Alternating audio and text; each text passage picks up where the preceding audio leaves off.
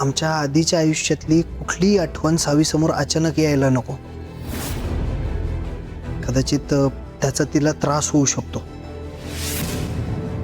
आणि त्यामुळंच brain stroke सुद्धा बसू शकतो. सो आपल्याला तिची काळजी घेणे. हो, पण धैर्य हे सगळं कसं करायचं?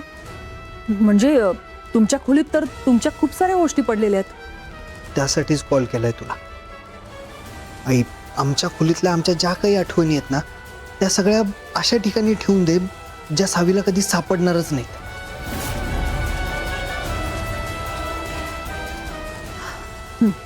ठीक आहे, त्या सगळ्या गोष्टी मी लपवून ठेवते कुठेतरी. प्लीज तेवढं लवकर कर. आम्ही थोड्याच वेळात निघतोय.